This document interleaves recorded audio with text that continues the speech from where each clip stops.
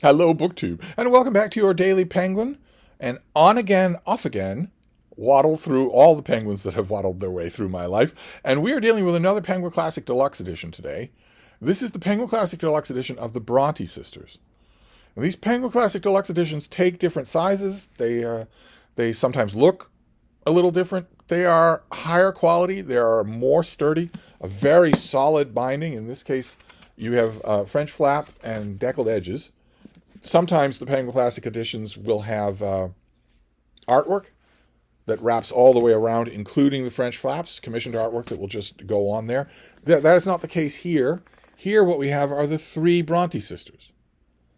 And this volume, very straightforwardly, there's no introduction here. There's no celebrity that's dragged on to say a few stupid platitudes about them. Instead, we jump straight into the books.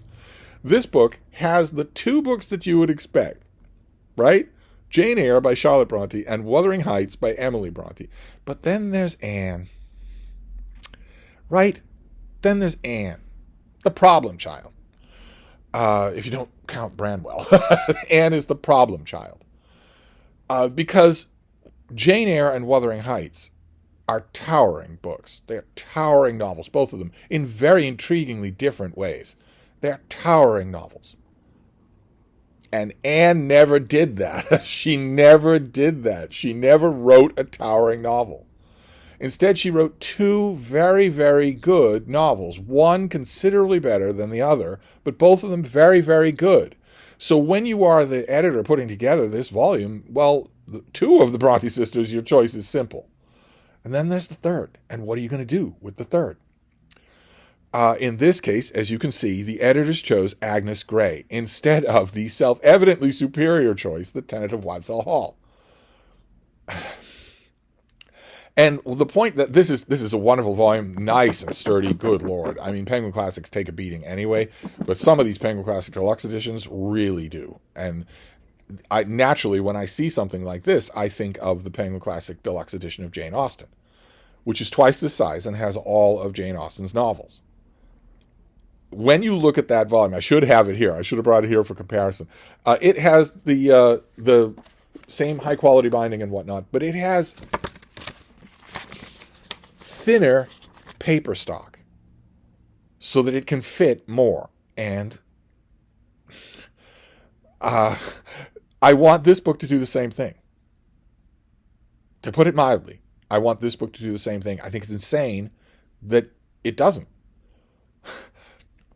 If you double the size of this thing, and there are Penguin Classic Deluxe editions that are that size, that are twice this big, I will always use Domesday Book as my example. It is a Penguin Classic Deluxe edition of a book that doesn't even have a literary dimension to it. It's not that it's hard to find a way to enjoyably read Domesday Book, it's that it's not possible to read it as a literature. It's a land survey. Penguin Classic Deluxe edition still made one, so they can do it.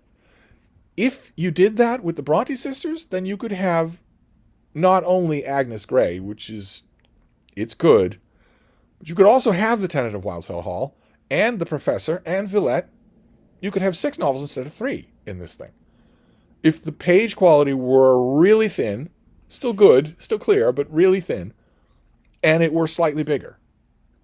And I wish that were true.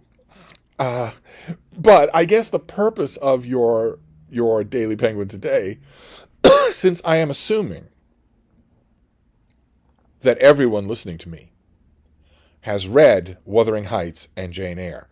I am assuming that. Don't make me do a mandatory read-along. I am assuming that you have read Wuthering Heights and Jane Eyre. But it's also possible, I won't assume it, but it is possible that you have never read Anne Bronte. Because she never did quite do that thing. She never did quite write a book that could stand shoulder to shoulder with Tom Jones and Middlemarch and Pride and Prejudice. She never quite did that. So it's possible that you've never read her. If you have read her, you have almost certainly read The Tenant of Wildfell Hall and not Agnes Grey. But I guess the purpose of your Daily Penguin today, first of all, is to instill fear in your heart, a fear that will keep you silent and ashamed if you have not read Jane Eyre and Wuthering Heights. I am assuming that everyone listening to me has read those two books at least once. You don't have to read them 50,000 times like Hannah at Hannah's Books has read Jane Eyre, but you have to read them at least once. So the call to action here for your Daily Penguin is not to read those books. It's to read Anne. Read The Problem Child. Read some of her work and see what you make of it. Read Agnes Grey, if it comes to that. Maybe you have this Penguin Classic Deluxe Edition on your shelf. If you do, I'd be willing to bet that if I could trace the use of this book for everyone who owns a copy, it would be for Wuthering Heights or Jane Eyre. I'd be willing to bet that in every single page of this book that people have, there's a section that's just not touched at all. It's just pristine because they never got around to Little Anne.